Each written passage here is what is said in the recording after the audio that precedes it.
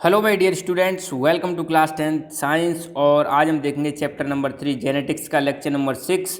और आज का जो लेक्चर है वो है लॉ ऑफ सेग्रीगेशन पर आधारित है, या इसको हम प्योरिटी ऑफ गैमेट्स का लॉ भी कहते हैं। ठीक है, तो हम पढ़ रहे हैं मेंडल्स लॉ ऑफ इनहेरिटेंस। पहला लॉ हमने फिनिश कर लिया है, लॉ ऑफ डोमिनेंस।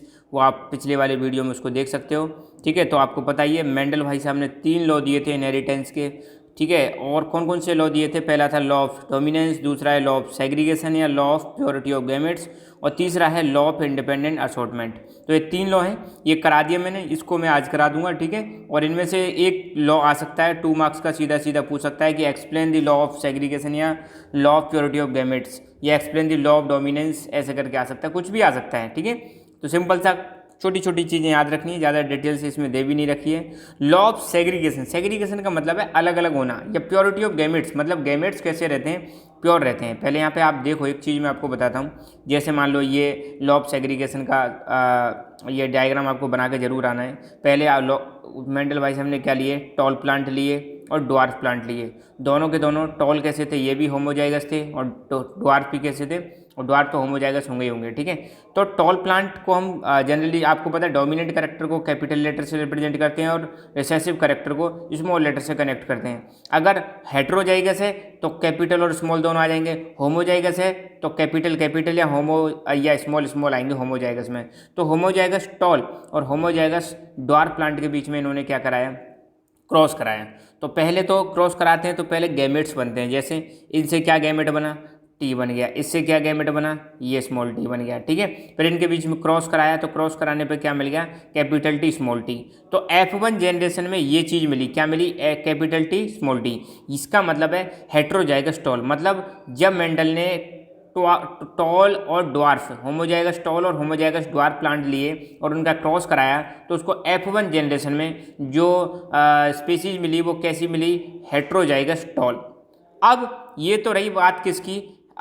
ये बात रही F1 जनरेशन की। तो F1 जनरेशन में आप देखोगे तो टॉल और ड्वार्फ दोनों के दोनों अलील क्या हो जाते हैं? मिल जाते हैं, दोनों के दोनों मिल जाते हैं।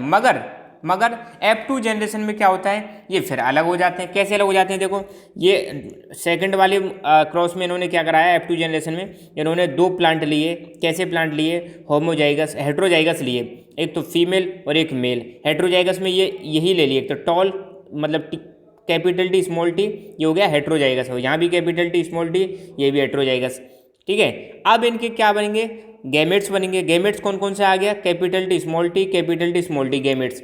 तो गैमेट्स बनाने पर यहाँ पे देखो फिर रिजल्ट क्या आएंगे? रिजल्ट ये आएंगे capital T capital T, capital T small T, capital T small T और स्मॉल टी स्मॉल टी। मतलब ये है कि यहाँ पे कहने का मतलब ये है कि F1 जनरेशन में क्या हो रहा है?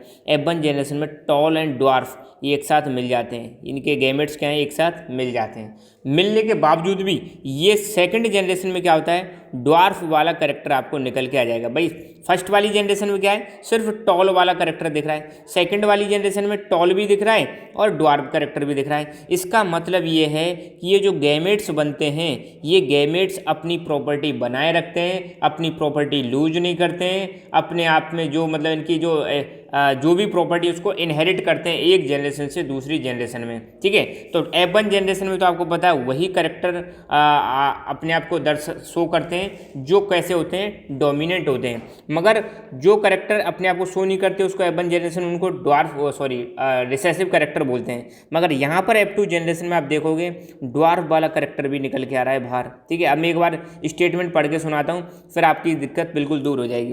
तो पहली बात, this law based on the result of monohybrid cross, Mendel's monohybrid cross. मतलब लॉ ऑफ सेग्रीगेशन था ये किस पर आधारित था? Monohybrid cross. और मोनोहाइब्रिड क्रॉस क्या होता है? ऐसा क्रॉस जहां पर सिर्फ एक ही करेक्टर के बारे में स्टडी की जाती है उसको हम क्या बोलते हैं? Monohybrid cross. अब जैसे पी प्लांट था, मटर का प्लांट था, उसमें कई सारे करेक्टर्स थे। ठीक है, अब यहाँ पे प्लांट की हाइट ले ली, हाइट टॉल भी हो सकती है, ड्वार्फ भी हो सकती है, ये एक करेक्टर हो गया। तो अब ये जो लॉ है ये भी किस पर आधारित है? Monohybrid cross. डोमिनेंट वाला लॉ ऑफ डोमिनेंस वो भी किस पर आधारित था? मोनोहाइब्रिड क्रॉस पर। तो ये चीज आपको ध्यान रखना है कि किस क्रॉस पर ये नियम आधारित था। अब देखो, as per this law during gamete formation from hybrid plant और heterozygous plant of F1 generation. ध्यान दो, F1 जनरेशन में क्या बना था?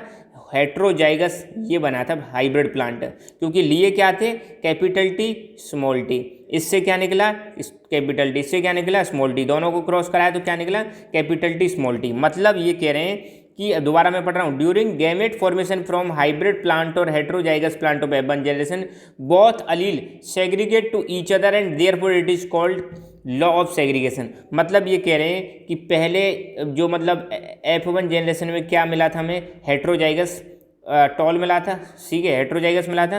हेट्रोजाइगस प्लांट में जब क्या होता है, जब गैमेट बनते हैं तो कैपिटल टी अलग बन आ जाता है और स्मॉल टी अलग आ जाता है। तो ये जो है अलील जो है ये आपस में एक दूसरे से क्या हो जाते हैं, सेग्रीगेट हो जाते हैं, एक दूसरे से अलग हो जाते हैं, कैपिटल टी अलग हो जाता है, स्मॉल टी। ऐसा नहीं है कि F1 जनरेशन में ये जो अलील हैं ये अपनी प्रॉपर्टी खो देते हैं या आपस में मिक्स हो जाते हैं, नहीं ऐसा कुछ नहीं है। मैं दोबारा फिर बता रहा हूँ, यहाँ पे देखो एक बार समझना, आप कोशिश करना। F1 जनरेशन में कैसे रिजल्ट आया था, हमने लिए capital T small T, homozygous tall homozygous dwarf, ठीक है। जब इनका क्रॉस कराया, पहले तो इनसे गैमेट बनेंगे, कैपिटल टी आ गया, इधर से स्मॉल टी, और जब इनका क्रॉस कराया तो क्या निकल के आया कैपिटल टी स्मॉल टी, तो ये है हेट्रोजाइगस टॉल। ये रिजल्ट किसका है, F1 का। अब ये जो कह रहे हैं कि F1 के जो हेट्रोजाइगस टॉल हैं, तो जब इनके गैमेट बनते हैं, इससे ये क्या बन रहे हैं, गैमेट्स बन रहे हैं, कैपिटल टी और ये स्मॉल टी, ये क्या बने, गैमेट्स।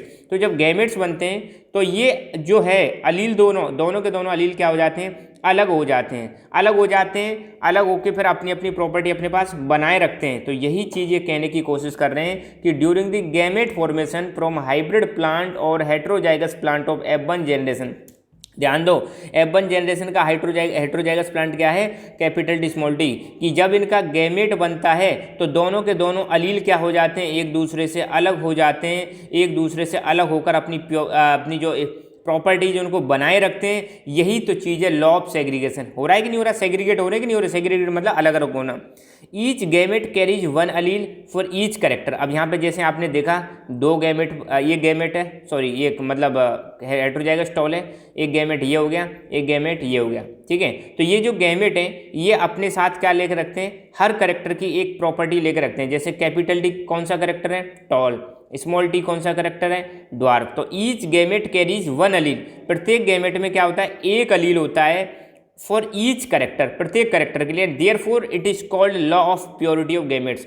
मतलब ये कह रहे हैं कि ये जो लॉ है इसको हम बोल सकते हैं law of purity of gametes, क्योंकि गैमेट्स कैसे हैं, प्योर हैं, ये आपस में क्या नहीं हो रहे, इंटरमिक्स नहीं हो रहे। यही है law of segregation. Each gamete, ये तो मैंने बता ही दिया, ठीक है, कैसे प्रॉपर्टी कैरी करते हैं। दोबारा मैं बता रहा हूँ, ये F1 जनरेशन, इनका गैमेट फॉर्मेशन हुआ, कैपिटल टी स्मॉल टी, ये अलील भी हैं और ये गैमेट्स भी हैं। तो ये दो अलील दो प्रॉपर्टी लेके रखते हैं, दोनों गैमेट्स दो प्रॉपर्टी लेके रखते हैं और प्रॉपर्टी इनकी इंटरमिक्स नहीं होती है, ठीक है। एक बार फिर देख लो, capital T small T, homozygous tall homozygous dwarf, इनके गैमेट बने तो कैपिटल टी स्मॉल टी, इनके बीच में क्रॉस कराया तो मिला हमें हेट्रोजाइगस टॉल। ये है F1 जनरेशन। अब लॉ ऑफ सेग्रीगेशन क्या कहता है कि F1 जनरेशन का जो हेट्रोजाइगस टॉल प्लांट है, जब इसमें गैमेट्स बनते हैं, क्या बनते हैं, गैमेट्स बनते हैं, तो गैमेट्स अलग अलग बनते हैं, कैपिटल टी अलग बनेगा, स्मॉल टी अलग हो जाएगा। गैमेट बनने के दौरान ये जो अलील हैं ये क्या हो जाते हैं, अलग हो जाते हैं, और यही है लॉ ऑफ सेग्रीगेशन। और साथ के साथ में ये अपने साथ एक एक अलील लेकर, जो गैमेट्स हैं इनके पास एक एक अलील होते हैं और दोनों की अलग अलग क्या होते हैं, अलग अलग करेक्टर होते हैं। जैसे टॉल वाला, ये टॉल वाला का टॉल वाला है और ये स्मॉल वाला करेक्टर लेके रखता है। ये लॉ ऑफ सेग्रीगेशन। अब यहाँ पे वही चीज़ बता रखी है कि अगर हम होमोजाइगस टॉल प्लांट को होमोजाइगस ड्वार्फ प्लांट के साथ क्रॉस कराएं तो F1 जनरेशन में सारे के सारे प्लांट कैसे मिलेंगे, हाइब्रिड या हेट्रोजाइगस टॉल मिलेंगे, ठीक है। In heterozygous condition both allele are not contaminated with one another. ये कह रहे हैं कि हेट्रोजाइगस में होते हुए भी, ऐसी पोजीशन में होते हुए भी ये जो अलील हैं अपनी प्रॉपर्टी नहीं होते हैं, एक दूसरे को कॉन्टामिनेट नहीं करते हैं, एक दूसरे को प्रभावित नहीं करते हैं।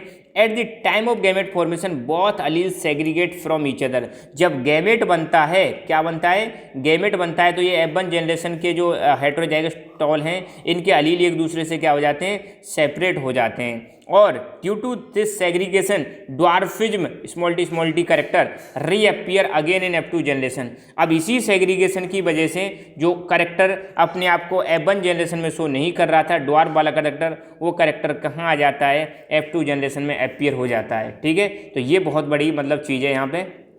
तो लॉ ऑफ सेग्रीगेशन में अगर फिनोटाइपिक रेशियो देखें तो कितना है 3:1, मतलब यहाँ पे देखो ये है लॉ ऑफ सेग्रीगेशन का फिनोटाइपिक, मतलब यहाँ पे 3 प्लांट तो टॉल हैं और एक कैसा है ड्वार्फ है, तो 3:1 हो गया। जीनोटाइपिक रेशियो देखें तो 1:2:1, एक होमोजाइगस टॉल, 2 हेट्रोजाइगस टॉल, एक ड्वार्फ करेक्टर है, ठीक है। तो ये कैसा रेशियो हो गया फिनोटाइपिक रेशियो। तो ये भी पूछा जा सकता है लॉ ऑफ सेग्रीगेशन का फिनोटाइपिक रेशियो क्या है और जीनोटाइपिक, तो आपको बताना है फिनोटाइपिक में 3:1, 3 टॉल 1 ड्वार्फ, जीनोटाइपिक में 1:2:1, ठीक है।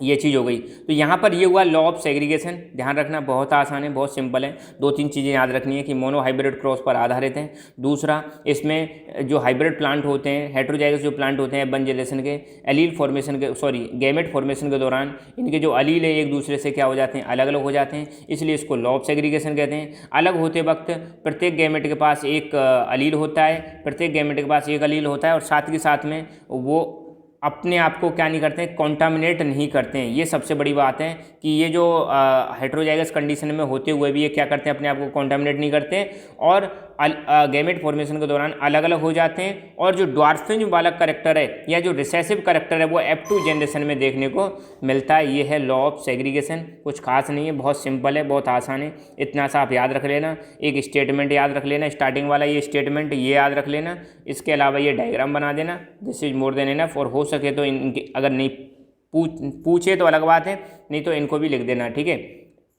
फिनोटाइपिक रेशियो और जीनोटाइपिक रेशियो के बारे में भी आप बता देना, ठीक है। तो आप हमारी ऐप लक्की एजुकेशन ऐप को डाउनलोड कर सकते हो प्ले स्टोर से। यहाँ पर बहुत सारे वेरियस स्मार्ट कोर्सेस अवेलेबल हैं। साथ के साथ में आप हमारा टेलीग्राम चैनल लक्की एजुकेशन ज्वाइन कर सकते हो। यहाँ पर आपको नोटिफिकेशंस मिलती रहेंगी जो भी लेटेस्ट डेवलपमेंट हो रहे हैं। So thank you so much, keep learning, keep enjoying and God bless you all.